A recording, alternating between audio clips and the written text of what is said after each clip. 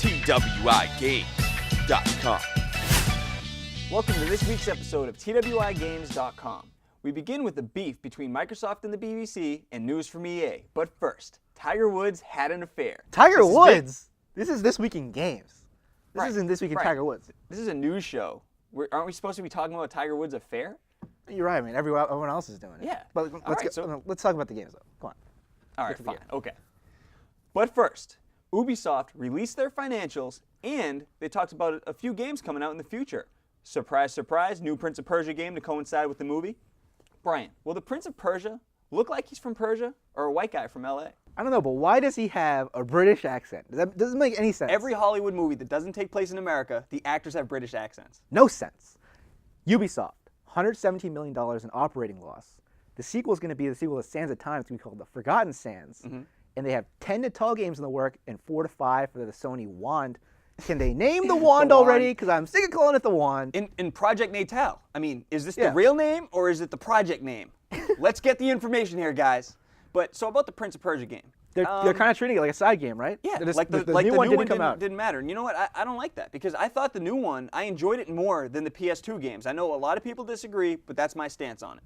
Look, they have a lot of games coming out this year. All right, they got Splinter Cell, possibly Far Cry, maybe a Rayman game, and No More Heroes 2. Yep. Looks like this could be a pretty good year for them. Pretty good. Pretty good. And I heard on OneUp's podcast that the new Assassin's Creed, maybe 3, might be set in feudal Japan. How incredible would that be? Oh my God, that would be ridiculous. That's like the two games I want. I want the Sergio Leone Western game, and Red Dead Redemption might be that game. Could be. And I always want Bethesda to make a feudal Japan game, but I'll take Assassin's Creed in feudal Japan. Why not? Another interesting point from all this Ubisoft news is that, another big publisher saying the Wii, great success as a system, not really helping us out that much though. Yeah, so I think they might cut back on a little bit. I think so. Ubisoft weren't the only big publishers of the news. EA said there's a sequel to Mirror's Edge in the works, and Medal of Honor is being rebooted with a modern sheen. Rich, is the new Medal of Honor going to be titled Medal of Honor 14, Modern Warfare 3? It could be, Brian. It could be. But all right, so let's talk about Mirror's Edge first. Yeah. I know you and Matt really loved Mirror's Edge, or you saw the potential that it could be one of the greatest games of all time. I enjoyed it. I won't say I really enjoyed it. It had one of the worst moments in video game history for me. The one-on-one fist fight in that game was, that was the worst thing I've ever played. But you got to admit, though, when that game was working, it was incredible. When it was working, it was. Rolling, parkouring. But EA might ruin it. EA might ruin it. News came out that they're deciding to make it either, they're deciding between a full first-person shooter or like a full of what made Mirror's Edge 1 great, which is, the platforming and stuff. That shouldn't even be an option. How is that a decision? That's not a decision. If you're going to make a first-person shooter, don't call it Mirror's Edge 2. That's not the point of the game. But anyway, I mean... If they concentrate on the platforming and they get rid of the Esurance cutscenes, it will be a much better game. That's a great point. I didn't even connect those two, but... Here's the thing, though, about the Medal of Honor game. Yeah. There's a little irony here. The main people who made the first Medal of Honor left and created Infinity Ward and created Call of Duty, who killed the World War II genre. Yeah. And they have two separate development teams on this game. They have... their Los Angeles studio is going to do the single player, and DICE, who makes Battlefield Bad Company, is doing the multiplayer. Does this make any sense? Is DICE also making the sequel to Bad Company, which the beta is going on right now? So, I don't know. I don't know what that means for that game. But what I will say, it's probably not going to turn out well because when this game comes out, there's going to be a flood of FPSs next year. Yeah. So I don't know what they're thinking with that. But I think the big thing here with EA is Tiger Woods. Yeah. PGA Tiger Woods 2011. Is it still going to come out? Is it going to be Phil Mickelson 2011? I mean, we should really talk about... See, this is why I want to incorporate Tiger Woods. I mean, this is really Tiger Woods is not news. Let's talk about Tiger Woods. Activision also had news. They will release 5 Call of Duties by the end of next year and 10 Guitar Heroes just this month. What do you think about that, Bri? I wish I was 100% sure you were joking.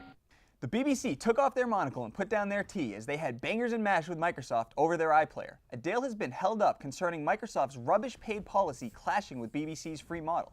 This is a load of rubbish, isn't it? It is. And I'll tell you why. I'm sitting here visualizing this meeting. BBC heads are there, Microsoft heads are there, and they're like, hey, we want to put the iPlayer on the Xbox. And they're like, and Xbox is like, no, we want to make it a gold thing. And they're like, well, we're not allowed to do that. Yeah. We actually can't. Yeah.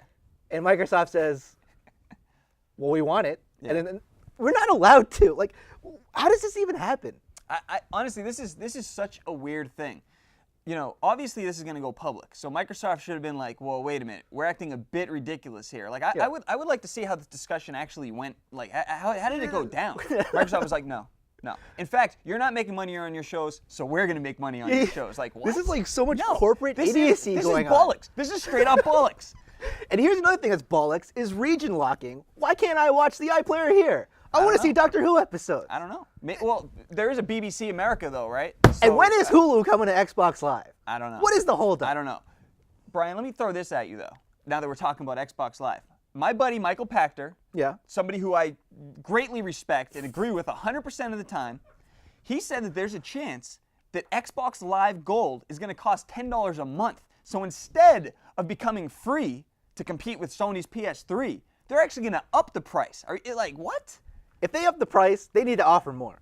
They need to offer more. What are you actually paying for at this point? Honestly, what are you paying for? Playing games online is the main thing. I'd say 90% of the people are paying. And people who are PC gamers, people who have a PS3, and even people who have a Wii can play games online for free. Microsoft, let's get it together. Let's get Jim Carrey. Yeah. I just watched The Grinch last night.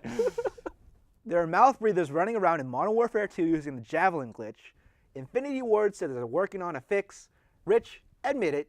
You're using this glitch to claw your way back to a 1.0 kill-death ratio. Brian, that is such a ridiculous statement. I'm so far away from a 1.0 ratio that this glitch would not help me at all. But yeah, this is interesting. You know, this is a pretty big glitch. A lot of people are real upset about it because it's being overly used by many people. It's ruining the game. I'm not playing Modern Warfare 2 right now because of this. And the publicity of it is actually making people want to try it out, so it's even worse than ever. It's like, Infinity Ward, let's get a fix. All right, so we have Microsoft, Xbox Live, they're banning players directly. We have Sony, who isn't. And we have places like Kotaku saying that Sony doesn't care about cheaters. Well, it's not that they don't care. They don't have the infrastructure for it. There's not a system in place. Blaming Sony for this would be like blaming the PGA for Tiger Woods' affair. it just doesn't make sense. This is an Infinity Ward game. Right. They need to put a fix out ASAP. Why should Sony care about banning people? It's not their game. Yeah. In fact, Sony should release a statement, oh, you don't want to play with cheaters, play Uncharted 2, because that's their game, you know? Right. Here's what I want in the patch, too.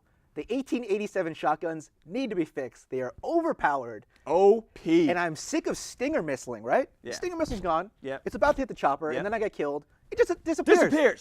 Stinger missiles do not disappear when you die. That needs to go in the patch also. I agree.